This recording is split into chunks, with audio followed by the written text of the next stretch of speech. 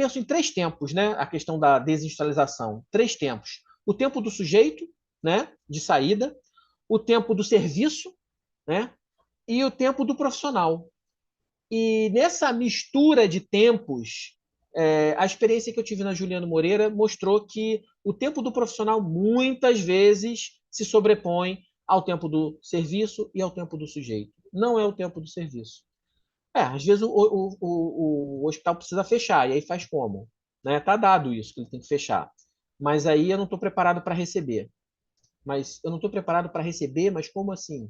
Que eu não estou preparado para receber esse sujeito que ficou 50, 40 anos internado. Quem perguntou para essa pessoa se ela queria ser internada e ficar 50 anos numa instituição manicomial?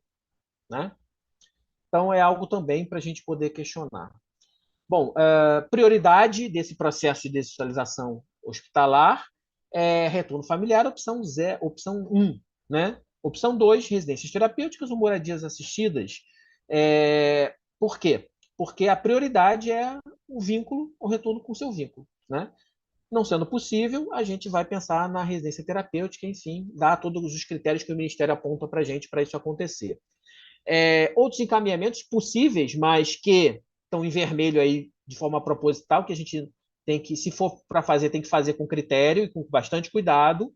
Abrigos da assistência, desde que sob acompanhamento do CAPS, né? Mas tem que ver, tem que discutir o caso, por isso que a supervisão clínica institucional é fundamental nesse processo. Clínica de cuidados prolongados, igualmente com acompanhamento e supervisão do CAPS. A transinstitucionalização ou reinstitucionalização, tem uma discussão agora sobre isso, se seria trans ou reinstitucionalização, que ele estava institucionalizado, voltou novamente para a instituição, ou foi de uma instituição para outra e reinstitucionalizou. Quando pertinente, favorecendo o trabalho de reinserção territorial no CAP. Sei lá, a pessoa está muito longe e aí eu não consigo chegar lá para fazer o processo. Então ele vai para um hospital. Eu já fiz isso. Vou confessar que eu já fiz isso. Antes dessa discussão do manicômio judiciário, a gente tirou algumas pessoas do manicômio judiciário sob pretexto de cuidar do hospital, mas era mentira, era para estar mais perto do CAPS, para o CAPS poder cuidar. Já fiz isso algumas vezes. Tá? E aí isso foi uma transicionalização, mas tinha um propósito. Né? Só para a gente poder caminhar para o final, tem um tripé interessante dentro do processo que eu queria trazer para quem está fazendo isso, né, seja aonde for. A gente precisa pensar que, na lógica basagliana, né, esse sujeito é cidadão. Então, é inadmissível que alguém esteja em residência terapêutica, em hospital psiquiátrico, em ambulatório, qualquer lugar, e não tenha documento. Não é admissível isso.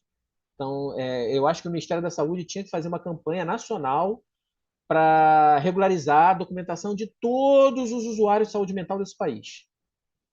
Todo mundo é sujeito. Para ser sujeito de direito, eu tenho que ter um documento. CPF, certidão de nascimento e RG.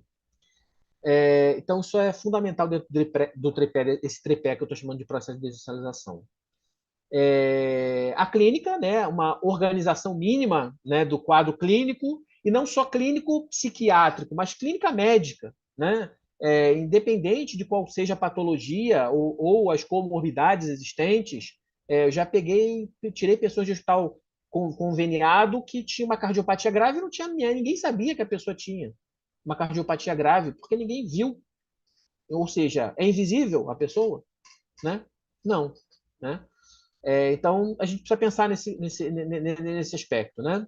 E o social, né? O suporte econômico, bolsa, o BPC, LOAS, enfim, qualquer recurso financeiro que a pessoa precisar ter, puder ter, assim, até porque a gente vive no mundo capitalista, querendo ou não, precisa de dinheiro para sobreviver. Pessoas com transtornos mentais também precisam de dinheiro para sobreviver.